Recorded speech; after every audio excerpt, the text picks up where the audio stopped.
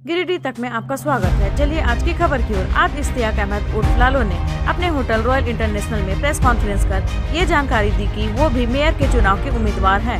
बताते चले कि 2018 के चुनाव में उन्हें लगभग 25,000 वोट मिले थे और लगभग 2,000 वोटों से उनकी शिकस्त हुई थी। इस बार भी वो पूरे जोरों शोर के साथ चुनाव की तैयारी में जुटे हैं। आइए जानते हैं प्रेस कॉन्फ्रेंस में उन्होंने क्या कहा।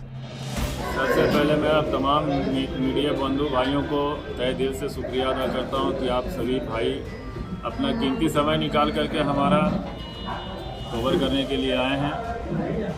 और ये कॉन्फ्रेंस में इसलिए रखा हूं आज क्योंकि गिरिडीह सीट मेयर का जनरल हो चुका है और इससे पिछले बार भी मैं गिरिडीह से 2 बार नगर निगम से चुनाव लड़ चुका हूं।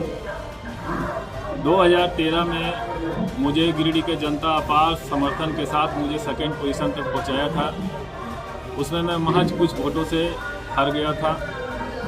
सेकंड बार फिर गिरिडीह के जनता को कहने के अनुसार मैं चुनाव लड़ा 2018 में नगर निगम का डिप्टी मेयर से। उस बार भी मैं महज 2500 से 2600 वोटों से मैं हार गया और 25,000 गिरिडीह के तमाम वर्ग का वोट हमें मिला, जिसमें सभी समुदाय, सभी जाति, सभी धर्म के लोग हमें गिरिडीह में पसंद किए और हमें अपार समर्थन अपना दिए। इसमें कहीं कोई नो डाउट, क्योंकि सभी वर्ग में हमारा लोकप्रिय अच्छा है।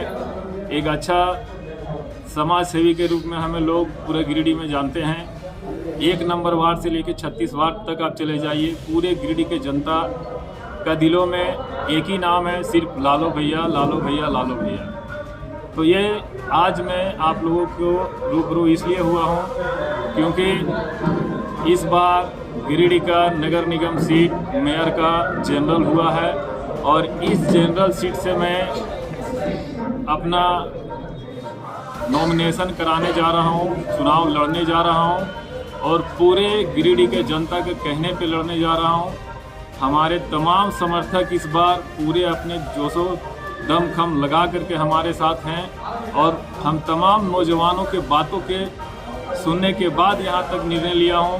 हमारे तमाम दोस्त नौजवान हमारे रीढ़ का हड्डी हैं, हमारे साथी हैं और हम एक नंबर वार्ड से 36 नंबर वार्ड तक जितने भी हमारे नौजवान हैं, जो हमारे केडर मानिए, हमारे भाई मानिए, हमारे दोस्त मानिए, उन लोगों का कहना है कि लालो भैया इस बार आपको चुनाव लड़ना चाहिए, क्योंकि इस बार हम लोग 2,000 वोट से हारे हैं।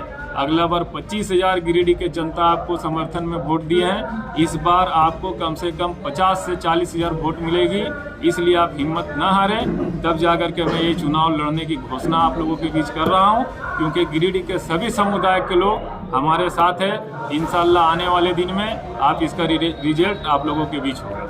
मेरा जीत का आधार ये है कि पिछले 2018 में जब भी ये चुनाव जो हुआ था दलीय आधार पे, तो गिरिडीह के जनता हमें सेकंड पोजीशन तक इसलिए पहुंचाए थे कि उनके ऊपर उम्मीद था कि हमारे लालो भाई एक नौजवान युवा कैंडिडेट है, अगर इनको हम लोग नगर निगम तक पहुंचाते हैं तो गिरिडीह शहर के लिए कुछ कार्य विकास कर सकते हैं। लेकिन वैसा नहीं हुआ और पार्टी दल पे चुनाव हुआ और उस चुनाव में विपक्ष पार्टी जो जीते।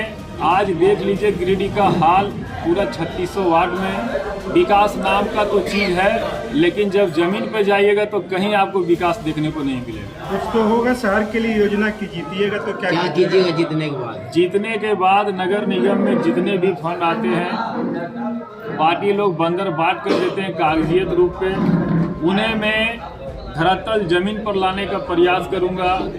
जितने भी गांव मोहल्ले जो हमारे मुफस्सिल क्षेत्र आज जो हमारे शहर क्षेत्र से जुड़ा हुआ है, इनको वार्ड में तब्दील किए हैं। आज आप जाके देखिए कि वो वार्ड में तब्दील तो हो चुका है। हमारा मुफस्सिल एरिया 20,000 वोट है जो हमारे नगर निगम से जुड़े हैं, लेकिन उन लोगों को आज तक कोई लाभ नहीं मिल रहा है। सबसे पहले हमारा काम ये होगा जीतने के बाद कि जितने भी मुफस्सिल एरिया स्टोन से जुड़ा हुआ है, जितना हक हमारे टोन के भाइयों को मिलेगा उतना मुहैया हम उनको भी कराने का प्रयास करेंगे। आरोप लगता है कि आप चुनाव के वक्त ही ज़्यादा सक्रिय होते हैं। ऐसा विपक्ष पार्टी हमेशा कहते हैं, एक दूसरे का बुराई नहीं करेगा तो उसका नाम कैसे खिलेगा। आप इतिहास उठा के देखिए, जब से लॉकडाउन लगा पूरे गिरिडीह शहर में हम अपना अनाज गाड़ी से वितरण करवाएं, चाहे किसी भी वार्ड हो। जब त्यौहार आता है मैं ओपन सोशल मीडिया में अपने ट्वीट करके लिखता हूं कि गिरिडीह के जितने भी जनता है, जो गरीब दुखिया गुरबा जितने भी किस्म का लोग हैं, वो डायरेक्ट हमसे आकर के संपर्क करें।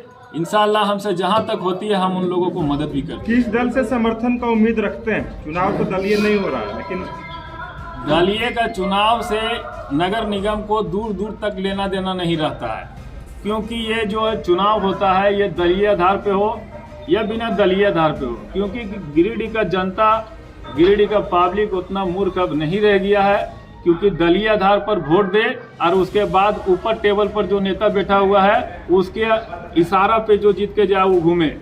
इसलिए गिरिडीह के जनता अब जागरूक हो चुका है, इसलिए उन्हें दलीय और बिना दलीय से कोई मतलब नहीं है। वो चुनाव उसे देंगे वोट अपना जो शहर का विकास करते हैं। हर चुनाव में सांप्रदायिक रंग देने का प्रयास करता है, वोट का पोलराइजेशन होता है, कैसे निपटिएगा? वो निपटने के लिए बहुत सारा उपाय लगाए हैं। हमारे साथ हमारे लीडर सभी धर्म के लोग हैं, हरिजन भाई भी हमारे साथ हैं, अदर कास्ट भी हमारे साथ है, हमारे मुस्लिम भाई भी हमारे साथ है। कुल मिलाकर के सभी धर्म के लोग, नौजवान युवक तबका के लोग हमारे साथ जुड़े हुए हैं।